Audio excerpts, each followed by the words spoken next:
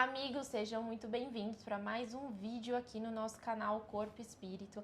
Eu sou a Vitória, nutricionista, mestre em hepatologia e saúde metabólica. E eu sou o Henrique, médium ostensivo e palestrante espírita. E hoje nós vamos trazer um assunto muito importante, que é realmente o livre-arbítrio. Antes de começar a falar sobre o tema, eu queria que o Henrique explicasse pra gente o que é. Porque antes da gente saber como que pratica, a gente precisa saber e ter clareza do que é o livre-arbítrio. Explica pra gente, Henrique, por favor. Olha, se a gente pudesse, é que a gente não pode, né? Faz parte da nossa evolução. Mas se a gente pudesse, todos nós iríamos pedir para cancelar esse negócio de livre-arbítrio. A gente ia falar, não, eu não sei usar isso, esquece, tira isso de mim, controla isso em mim. O livre-arbítrio, ele nada mais é do que o poder que está nas nossas mãos de fazermos escolhas. É isso. Livre-arbítrio é você tem uma liberdade de escolher o que você vai fazer. Você pode fazer tudo o que você quiser. Até as coisas que não deveriam. Você pode. Se eu quiser pegar uma arma aqui, sair na rua e matar alguém, eu posso? Posso. Devo fazer? Não. Mas se eu tiver uma arma e eu quiser, eu saio e mato. Se eu quiser sair dirigindo por aí e atropelar todo mundo, se eu quiser sair dirigindo por aí e enfiar um carro num poste, não existe nada que limite as minhas ações. Eu posso fazer o que eu quiser. Porém, por que eu falo que se a gente pudesse, a gente iria querer cancelar o nosso livre-arbítrio? Porque graças talvez não seja a palavra, né? Mas como nós temos o poder de escolha e nós escolhemos de fato as coisas que a gente faz, a escolha está nas nossas mãos, porém as consequências não. Entendi. Se eu quiser pegar uma arma, sair por aí, matar uma pessoa na rua, eu posso? Posso. Mas eu vou fugir das consequências penais e etc. Da justiça, que isso vai me acarretar? Não. Então as consequências a gente não controla. Se eu quiser pegar um carro e enfiar um carro num poste, eu posso? Posso. Mas eu vou dar PT no carro, eu vou me machucar ou vou me matar, não sei. Eu posso escolher enfiar o carro num poste e não dar o PT no carro? Não me matar? Não. As consequências não estão nas nossas mãos, mas as escolhas sim.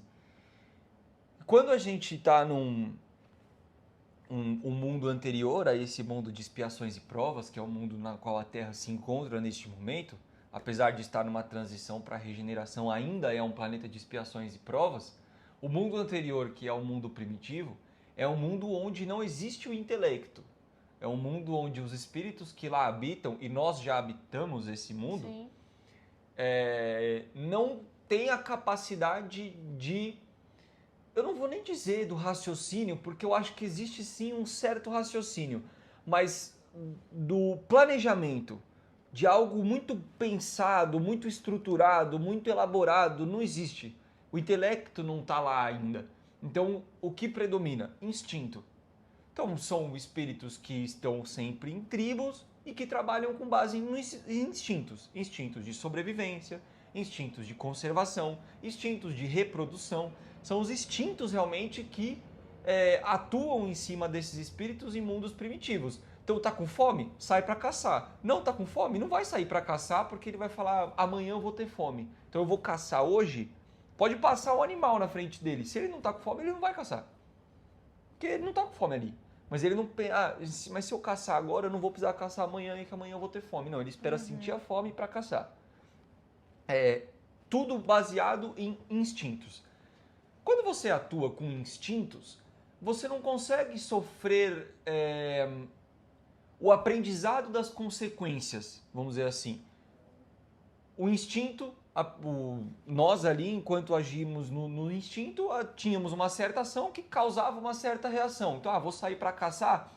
Pode ser que ele quebrasse uma mão, quebrasse uma perna, se cortasse, se machucasse nessa caçada. Enfim, era uma guerra ali, né, que ele tinha com o animal que ele ia matar. Pode ser que ele tivesse uma consequência, mas ele não ia ter o aprendizado daquela consequência exatamente. porque ele não conseguiu estruturar realmente um raciocínio e um intelecto para fazer aquela ação, aquela execução. Quando a gente vem para o mundo de expiações e provas, a gente ganha, entre aspas, esse livre-arbítrio. A gente ganha porque a gente precisa, porém eu digo entre aspas porque é a partir desse momento onde nós vamos começar a sofrer duras consequências das nossas ações. E por que a gente então ganha esse livre-arbítrio? Porque a gente precisa do livre-arbítrio. Porque é neste momento onde a gente começa a atuar com esse livre-arbítrio que a gente começa a desenvolver o nosso intelecto e que a gente vai ter que forçosamente aprender a controlar esses instintos. Espíritos que já estão num mundo ditoso, no mundo celeste, talvez ali nas últimas encarnações dentro de um mundo de regeneração, já são espíritos de uma elevação moral e intelectual mais alta. Porém, são espíritos que chegaram nessa elevação moral e intelectual graças aos seus méritos, às suas atitudes. Não foi um acaso, não foi uma sorte, não foi um achado, não. Eles plantaram essa elevação moral e intelectual através de boas escolhas, através de bom uso desse livre-arbítrio. Então, tudo aquilo que a gente passa hoje na nossa vida, de bom e de ruim, são frutos das nossas escolhas, das nossas plantações diárias. Então, se eu pego esse meu livre-arbítrio e tomo boas escolhas, eu vou colher bons frutos. Se eu tomo escolhas ruins, eu vou colher consequências ruins, que precisam servir de aprendizado para mim. Porque quando a gente está em um lado da jogada, o lado que pratica o mal, por exemplo, é muito fácil. Eu vou lá, pratico o mal, nada acontece comigo, tá tudo bem. Quando eu sofro esse mesmo mal que eu pratiquei, é aí que está a jogada do aprendizado. Então a gente precisa lidar com as consequências das nossas escolhas para que a gente possa aprender, para que a gente possa olhar e falar, talvez esse caminho não seja o mais adequado. Eu gosto até de dar um exemplo meu, de fato. Eu nasci com uma alergia à proteína do leite. Aí ao longo da vida descobrimos intolerância à lactose, descobrimos síndrome do intestino irritável. Então assim, eu tenho problemas intestinais, digestivos aqui, esse meu sistema ele é delicado. Aí a gente pensa, se eu nasci com essa alergia à proteína do leite, eu acho que é meio difícil eu ter nascido por algo que eu fiz nessa encarnação, porque eu nasci assim. Então, para mim, faz mais sentido pensando em reencarnação, pensando em resgates e etc. Tudo isso que a doutrina espírita usa como base. Para mim, faz mais sentido eu pensar que eu vim com essas limitações no intestino e tal, por algo que eu precisava passar como uma espécie de resgate de alguma coisa que eu fiz lá atrás. Então, essa limitação que eu tenho no intestino não me gera grandes problemas hoje, mas me gera certas limitações. Tem coisas que, né, principalmente com essa síndrome do intestino irritável, a gente descobriu determinados alimentos que eu não posso consumir. Isso tem que me gerar um aprendizado. Qual é a lição que eu posso tirar disso? Qual é o aprendizado que eu posso tirar disso?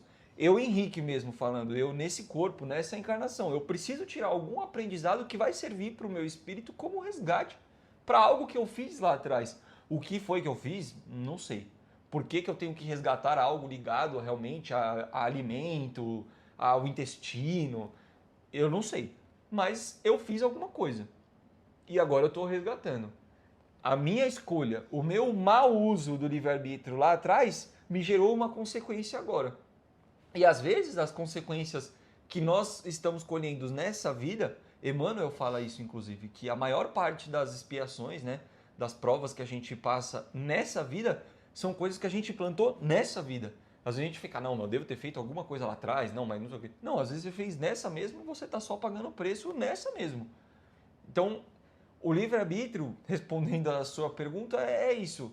É esse poder de escolha que nós temos na nossa mão, de fazer o que a gente quiser. Mas a gente precisa sempre saber que a consequência aí não está na nossa mão. Eu acho que a nossa maior dificuldade é ver essa consequência a longo prazo. A gente estava conversando sobre isso no vídeo anterior, né? Que nós somos muito momentâneos. Então, se isso não vai nos causar uma consequência negativa nesse momento, depois eu lido com isso, né? Eu falo, a vitória de amanhã lida com isso. Mas se a vitória de hoje tá bem, pra mim, tanto faz. Então, acho que o nosso maior problema é ter escolhas que sejam plenas tanto para agora quanto para depois ou daqui anos, porque talvez essa consequência venha agora e talvez essa consequência venha numa próxima encarnação. Sim. Também, né? Que aí realmente é uma coisa que na nossa cabeça é muito, muito distante. Então...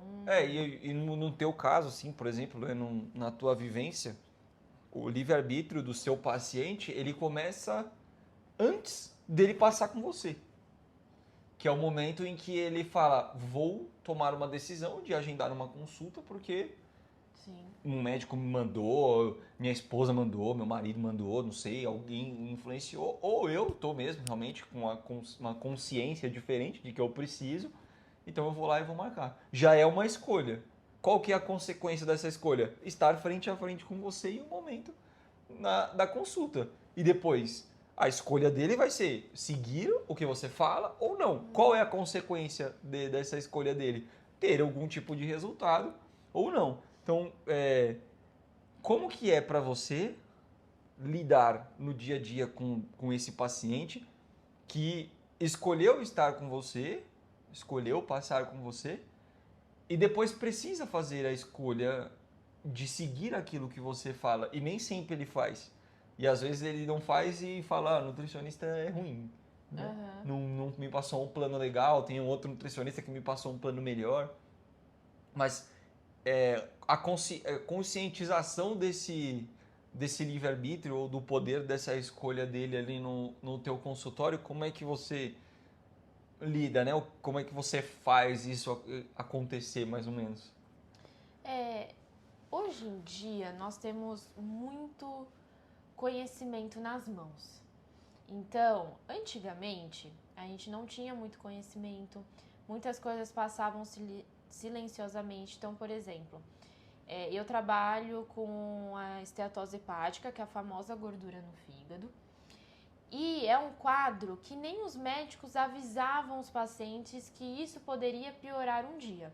Então, você tem ali um diagnóstico, normalmente é feito num exame de rotina, que é a ultrassom do abdômen total. E aí o médico fala assim, tem uma gordurinha aqui no fígado, mas todo mundo tem, não é nada. Então, o que eu sentia? Muitas vezes os pacientes chegavam na consulta do nutricionista, quando eu pedia os exames, falavam assim, deu também uma gordurinha, mas o médico disse que não é nada. Então, antigamente, né, e não tão antigamente assim, 2, 3 anos atrás, eu sentia muito isso.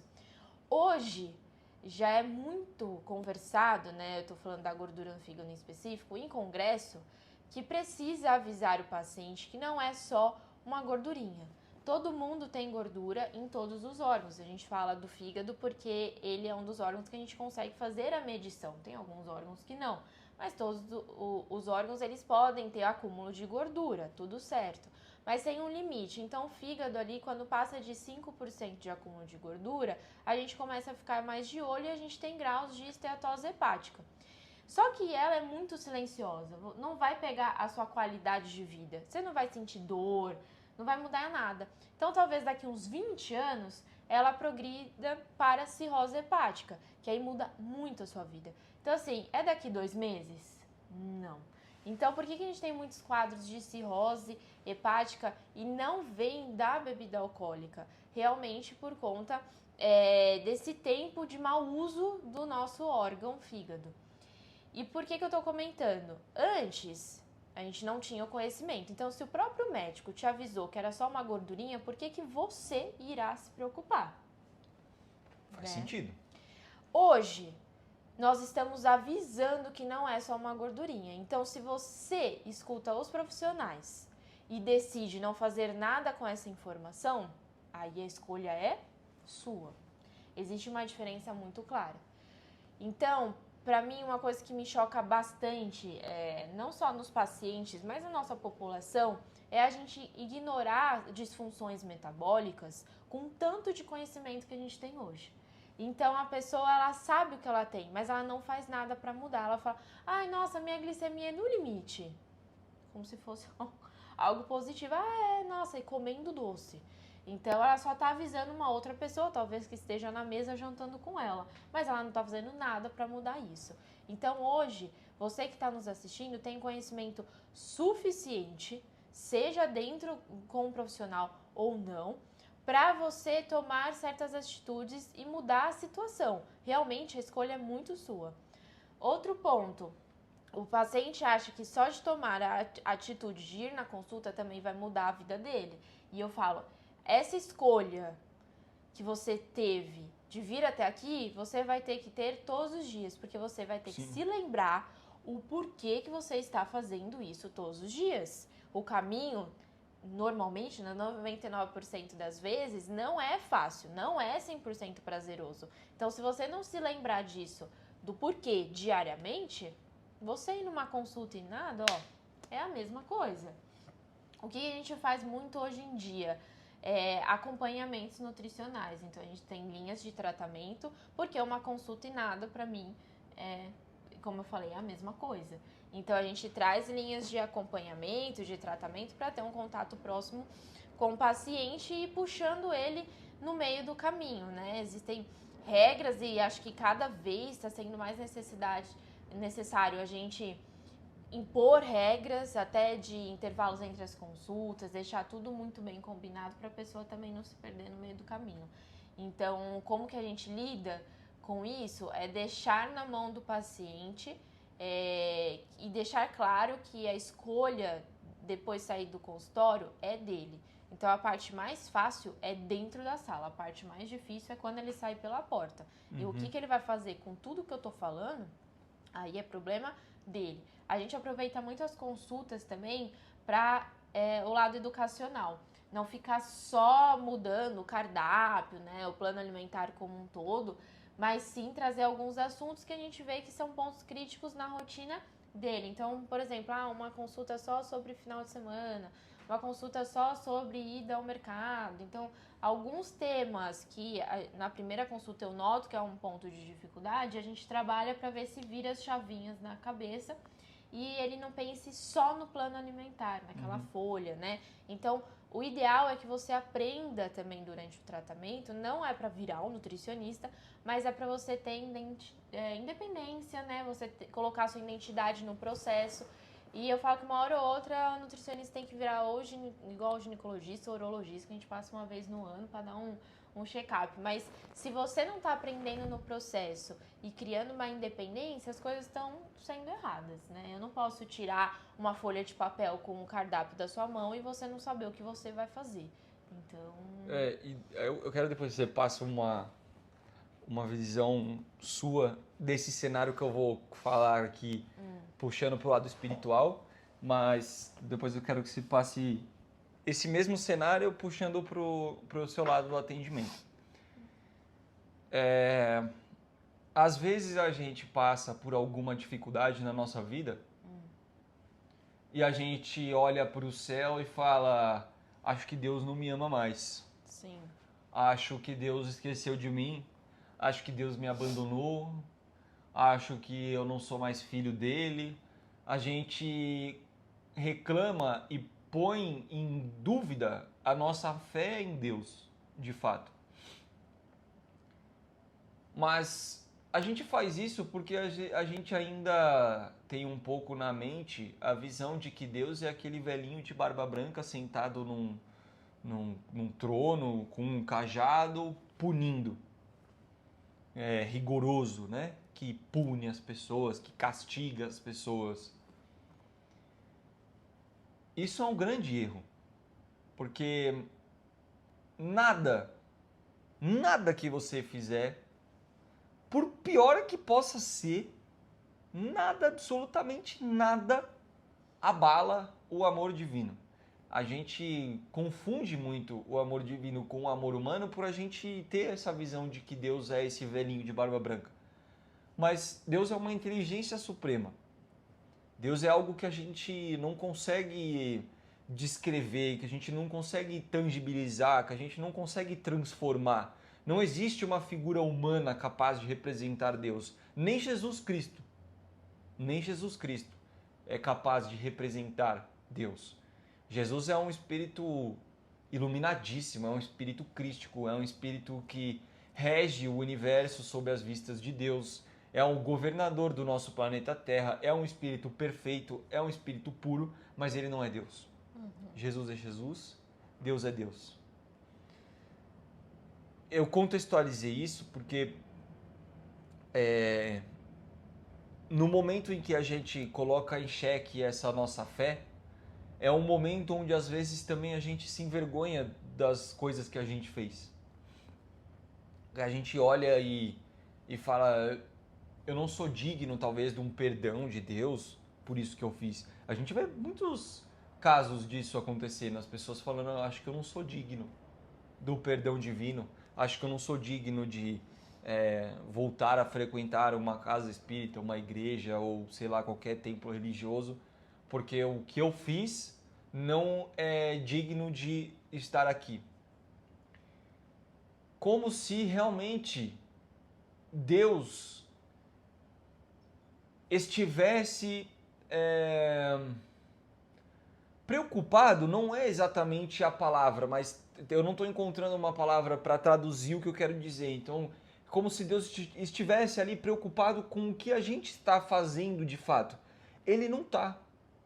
Porque ele sabe que a gente ainda é muito imperfeito. Ele sabe que a gente ainda vai errar muito, mas muito, até chegar numa perfeição, até chegar num nível crístico. E todos os erros fazem parte do processo de crescimento. E assim como ele não está preocupado com esse erro, ele também não escolhe as consequências, ele também não escolhe a punição que a gente vai ter para corrigir e para reparar esse erro. E às vezes essa vergonha que a gente sente, às vezes essa sensação de abandono que a gente sente, essa sensação de que nós não somos mais olhados por Deus, traz para nós um peso muito maior para aquela situação do que realmente ela é. E traz para nós, às vezes, uma tentativa de fugir da nossa responsabilidade de passar por aquilo que a gente está passando. Mas quando a gente reconecta com a nossa fé, quando a gente pratica o que tem na Bíblia, tem os hebreus falavam isso, quando a gente pratica o Teshuvá, que é voltar para o centro, voltar para o caminho certo, de onde a gente deve estar, deve seguir, voltar para o trilho. Quando a gente pratica esse Teshuvá, quando a gente olha realmente com fé, e quando a gente encontra a nossa responsabilidade, o nosso mau uso do livre-arbítrio nas consequências que a gente está passando, nas nossas colheitas, a gente se reconecta com Deus e a gente encara essas consequências de uma forma diferente. Porque a gente sabe que nada mais é do que uma colheita de uma plantação nossa mesmo, das nossas atitudes. Eu falei tudo isso, eu quero que você traga a visão do seu atendimento no dia a dia do consultório para essa colocação que eu pus, porque eu imagino, eu acredito que você deva ter casos de pacientes que não voltaram a passar com você porque não fizeram aquilo que você propôs que fosse feito, consequentemente não tiveram o resultado que deveria ter tido e falaram, eu não sirvo para fazer dieta, a dieta não é para mim. Então nem vou voltar a passar com uma nutricionista porque não é isso que eu sirvo para fazer. Ou não vou voltar a passar com um nutricionista porque eu tenho vergonha de ter tomado o tempo dela ou dele naquela consulta, naquele atendimento, ter visto a dedicação para fazer o plano alimentar e tudo mais, e eu não fiz absolutamente nada. Então eu tenho vergonha e aí eu não quero voltar. Ou às vezes ele quer esconder o resultado ruim que ele teve pelo mau uso do livre-arbítrio, pelo mau uso das escolhas, mas quando ele chega na consulta e ele apresenta exames, ele faz a bioimpedância, tá lá, mostra. E é você que está punindo? É você como nutricionista que pune ele, que fala, ó, tá vendo? Não sei o que, tal, suas escolhas. Não, você simplesmente recalcula a rota ali com aquela nova realidade de exame, de bioimpedância, de exame de sangue, etc. E fala, ó, agora o caminho vai ter que ser um pouco diferente, né? A gente vai ter que olhar mais para cá. Mas você não está punindo. Você não olha para ele e aponta e julga. A gente já falou um pouco disso naquele vídeo de vulnerabilidade. Sim. Você não está ali para julgar, para apontar os erros, para falar... Não, você simplesmente vai recalcular a rota e tentar seguir um novo caminho. Mas ele olha, às vezes, com esse olhar de autopunição e ele transfere um pouco essa responsabilidade, assim como a gente transfere para Deus. Ele fala... Eu acho que essa nutricionista vai me julgar, eu acho que essa nutricionista vai me punir, eu acho que ela vai falar alguma coisa pra mim que não vai ser legal. Ou tem esses casos que eu falo que nem volta a passar com você e tal.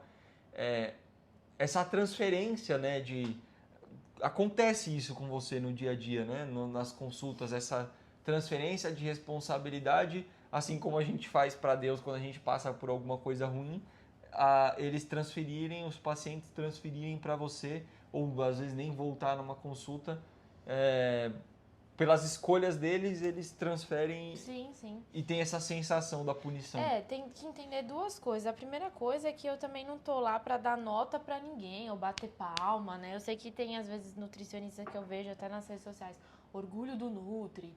Eu já não tô lá. Eu falo que eu tô do outro lado, eu tô do mesmo lado do paciente. Eu tô ali pra dar as mãos, pra ajudar no caminho. Então, se alguma coisa não dá certo na prática, eu tô lá pra recalcular a rota, igual você falou. Eu não tô lá só pra, ai, nossa, que coisa, você errou. Ou bater palma quando acertar. Então, eu tô do seu lado. Esse é um primeiro ponto de entendimento. E um segundo ponto do entendimento é que realmente o fato de depender muito do paciente, muitas vezes na consulta a gente consegue identificar quem coloca em prática ou não, porque a gente tem muitas vias para isso. Desde o seu dia a dia, sua ida ao banheiro, como que tá seu humor, a sua disposição, como que tá seu sono, tudo isso já mostra pra gente. Então, conforme os questionamentos, a gente já consegue observar esses detalhes. E também, outra coisa, quando a gente faz o exame de bioimpedância, então sendo presencial e fazendo o exame de bioimpedância, não tem como mentir. Não tem como falar, não, eu fiz, mas não fez. Então, assim, pode acontecer de colocar tudo em prática e não dar certo? Pode acontecer. Às vezes você tem ali um quadro mais inflamatório, alguma coisa ali metabólica, pode acontecer, mas é raro de acontecer. E quando acontece, a gente está em cima para descobrir o porquê. Ninguém vai olhar, nenhum profissional falar, nossa, não mudou nada, você fazendo tudo. Ai, que coisa, que pena. Não, vai atrás, né? Então, não é comum de acontecer, mas pode acontecer. E normalmente quando isso acontece com o meu paciente, eu já encaminho para o médico e a gente vai tentando investigar o que está acontecendo para não ter o resultado de fato. Então, a gente precisa ficar muito de olho na rotina aí do paciente. Então, assim, quando... acontece muito ao contrário também, que eu pego a atenção do paciente. Ele não fez tudo. Normalmente ele fez uma parte da alimentação e não começou a fazer atividade física ainda. Aí ele vem pra consulta já falando, nossa, foi assim, assim. Eu vou esperando o exame, se é presencial, aquele exame péssimo, né? Eu falei, nossa, vai dar tudo errado. Quando ele faz, ele tem resultado. Tem igual a gente gostaria? Não, mas normalmente tem um resultado. E aí eu falo, ó, vamos pegar esse impulso e fazer tudo. Porque se você já não está fazendo tudo e já tem um resultado, imagina se você fizer tudo. É bom, tá vendo que acontece? Que com pouco o seu corpo já começou a responder? Porque às vezes a gente acha que agora tudo é metabolismo lento. Ah, não, é que eu já fiz de tudo, meu metabolismo é lento. Não. O pouco que o paciente faz, o corpo já responde e isso precisa dar impulso para fazer todo o resto. Então, isso é muito comum de acontecer dentro da prática clínica mesmo. E outros casos que eu falo que não dá para mentir pro profissional porque você tá mentindo para você mesmo. Então, tem paciente que fala assim, você abriu o plano alimentar, como que foi? Não, tô fazendo. Eu sei se o paciente abriu ou não, porque a gente trabalha, tudo é tão tecnológico hoje em dia que eu sei se ele abriu ou não. Normalmente, se eu questiono, é porque ele não abriu. E eu sei, não vou bater de frente com ele, mas eu sei que ele tá mentindo. Então, assim, não dá. Eu não tô aqui pra cobrar nada, né? Então, você realmente precisa querer muito mais do que eu.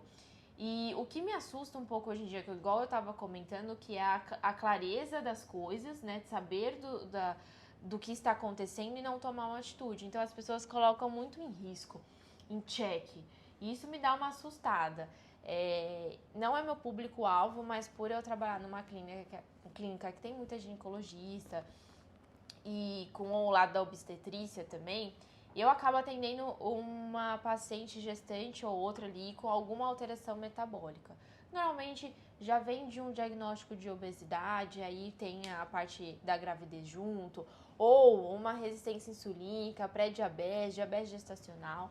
E são pontos que deixam o bebê em risco. Vai acontecer alguma coisa ruim com o bebê, 100% de certeza? Não. Mas você cria uma situação onde isso pode acontecer, com maior risco para o bebê.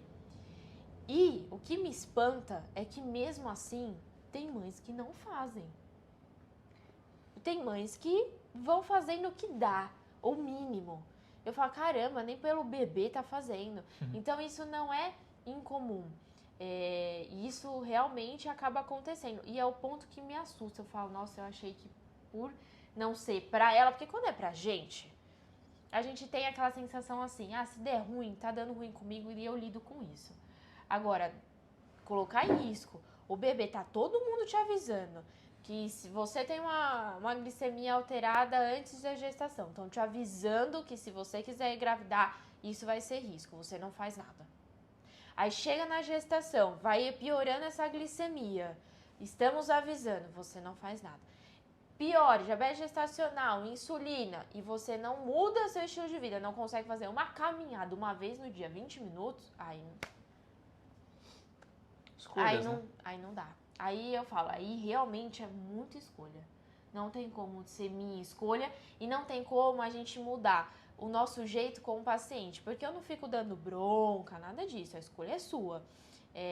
Então cada um, né, cada profissional tem uma personalidade.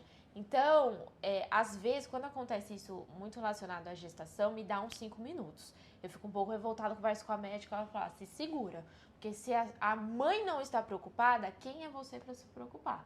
Tá tudo avisado. Se der alguma coisa no parto, ou se o bebê nascer com alguma alteração, ela está avisada. Eu não posso brigar com ela, você também não, e a escolha é dela. É difícil de entender, mas é. Por isso que eu não quero atender mais gestante. Por isso que, graças a Deus, tá entrando nutricionista pra esse lado. Mas realmente, eu falo que é onde me revolta mais quando tá muito na mão da pessoa e ela não faz nada. Nos dias de hoje não dá pra não fazer nada. Com tanto de conhecimento, com tanto acesso, não tem como você falar, nossa, não sabia. Mas infelizmente a gente tem essa característica, né? Que é o que você falou no comecinho. Se não tem um problema momentâneo, depois eu vejo. Nós temos essa característica e faz parte até do processo de controle dos instintos, como eu falei, nos mundos primitivos não existia esse pensamento de eu vou caçar hoje mesmo sem fome porque amanhã eu vou ter fome e aí eu não preciso me preocupar. Não, vou deixar ter a fome para caçar. E nós fazemos o que hoje? Vou deixar acontecer o problema para me preocupar. Não vou atuar numa precaução, numa prevenção, numa diminuir os riscos de... deixa acontecer. Se acontecer, a gente pensa, se não, tá tudo bem. Senão não vou abrir mão de algo pelo benefício da dúvida. E uma coisa que a gente tem que ter muito, muito claro assim como você não atua num papel ali de punição e de castigos e etc., Deus também não vai atuar, como eu falei anteriormente. Porque para e pensa comigo. São 8 bilhões, mais ou menos, de encarnados hoje no planeta Terra. Mais ou menos 16 bilhões de desencarnados. 32 bilhões de espíritos nesse planeta Terra. Espíritos ainda pouco evoluídos. Uns um pouquinho mais, outros um pouquinho menos. Mas não tem ninguém assim, nossa, que iluminação. Não tem. Sim. Ou seja, todos aqui ainda têm coisas para passar, para espiar. Um exemplo que eu gosto de dar. Todo mundo conhece Chico Xavier. Chico Xavier teve um problema no olho. Que enquanto ele estava ali fazendo uma psicografia, não lembro se era uma psicografia ou se era um livro, mas enfim, ele estava num trabalho ali. Ele sentiu uma pontada e aí ele desenvolveu, eu não lembro agora o nome da doença, mas ele teve um problema no olho. E ele ficou super preocupado, né? Ele falava com o Emmanuel, né? Mas eu trabalho escrevendo, psicografando, como é que eu vou ficar sem um olho e tal? E aí realmente ele precisava passar por aquilo como uma forma de resgate de algo que ele tinha feito muito lá atrás. Eu não lembro ao certo quantas encarnações tinha sido, mas ele tinha furado o olho, eu acho que era numa guerra, ele tinha furado o olho de um adversário.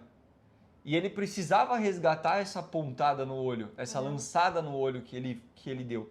Chico Xavier, talvez um dos espíritos mais evoluídos, mais iluminados que a gente teve por aqui nos últimos, sei lá, 100, 200, 300 anos.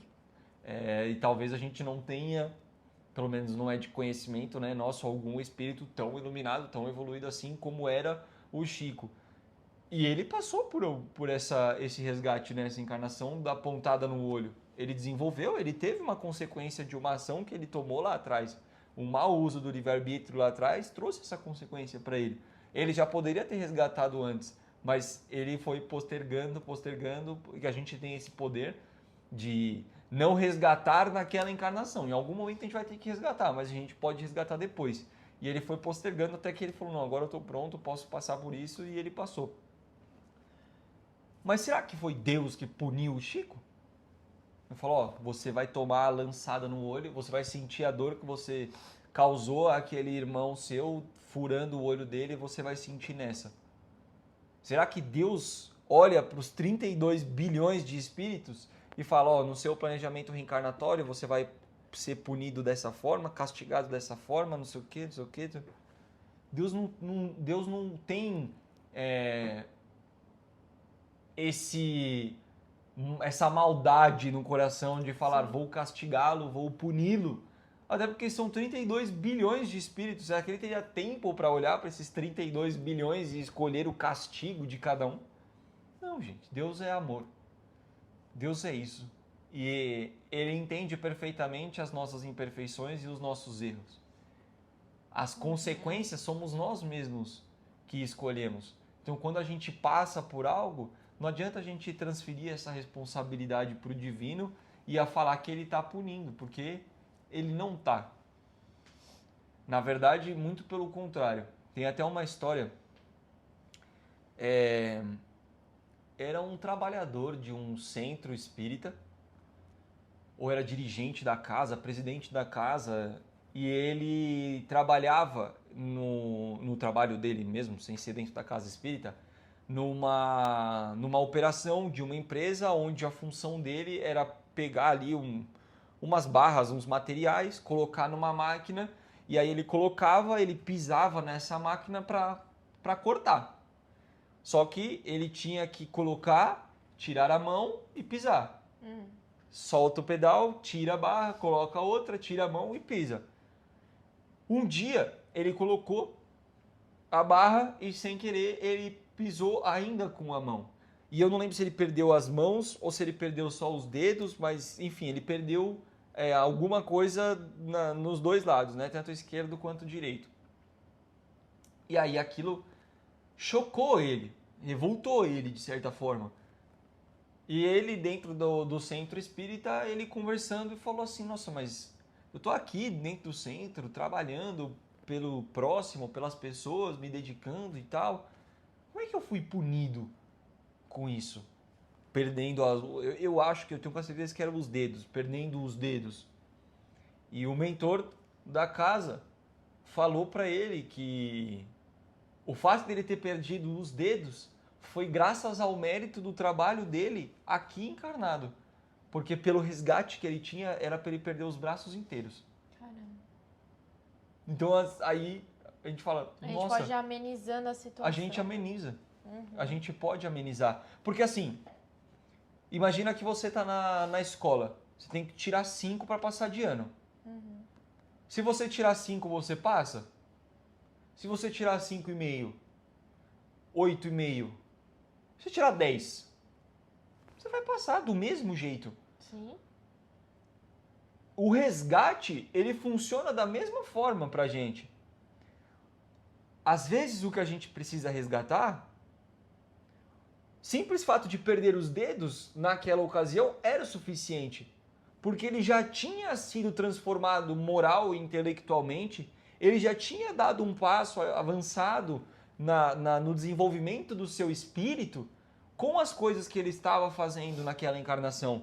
Então não tinha necessidade dele perder os braços inteiros para poder sentir e resgatar e poder se desenvolver moral e intelectualmente o espírito. O fato dele perder os dedos já era o suficiente, dado que ele já tinha dado um passo, que ele já tinha caminhado. Então ele tirar 5 na prova era o suficiente. Foi aprovado, resgatou, superou, pronto. Não existe um pacto espiritual de Deus, do seu mentor, de Jesus, sei lá, que vai falar, não, ele já resgatou, mas vai ficar passando ainda. Não, resgatou, acabou. Tirou 5, passou de ano. Então a gente também pode amenizar as coisas durante a nossa vida com as nossas ações. Assim como esse médium amenizou com o seu trabalho. E aí ele perdeu só os dedos. Ele ainda tinha que perder. Ele ainda precisava passar por aquela prova.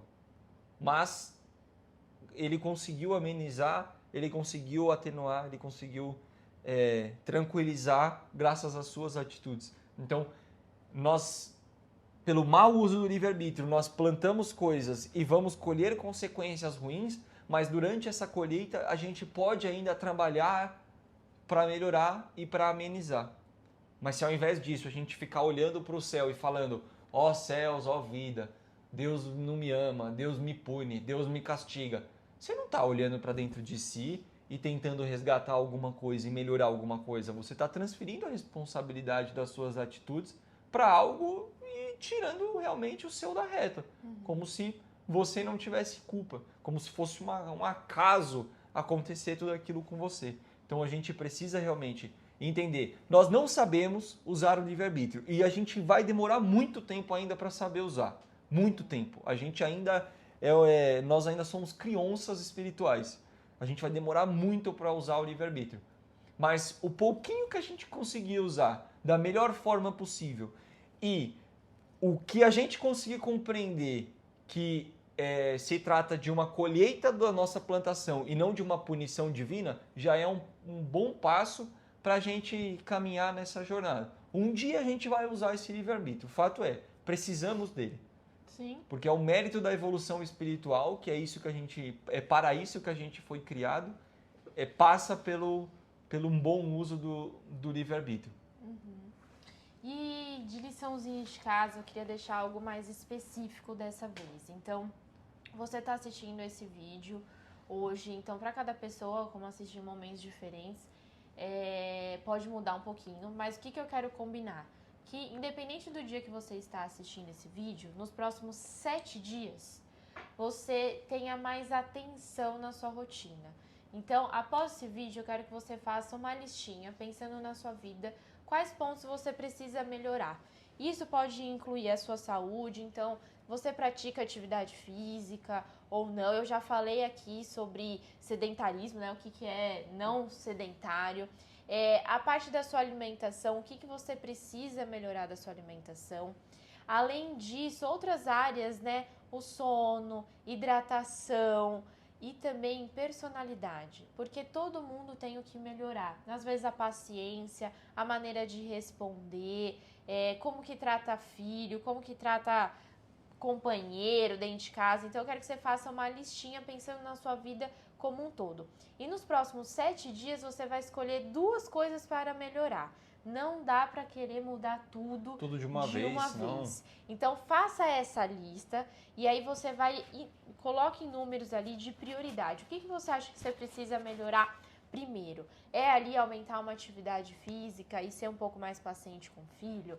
É conseguir dormir mais cedo e sair uma vez por semana ali com seu companheiro, ter um momento só vocês? Inclusive guardar mais dinheiro? Então anota os gastos, faz um grupo com você mesmo aí no WhatsApp, então anota os seus gastos, vê o que você está gastando aí além da conta.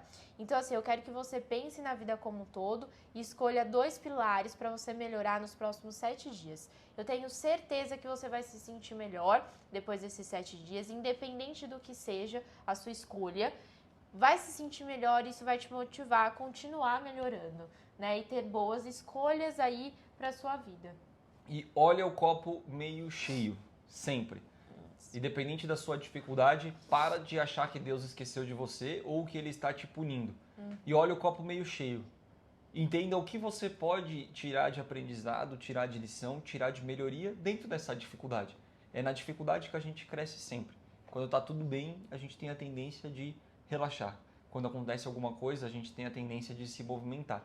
Então, olha para a sua dificuldade e transforme essa acho que Deus esqueceu de mim ou está me punindo por o que eu tenho que aprender e melhorar com essa consequência da minha própria ação, do meu mau uso do livre-arbítrio. Certo? Certíssimo. Então, finalizando o vídeo de hoje, lembre-se que corpo e espírito, eles juntos aí... É o equilíbrio dos dois. Corpo e espírito, é o equilíbrio dos dois que irá te trazer... A melhor qualidade de vida. Tá.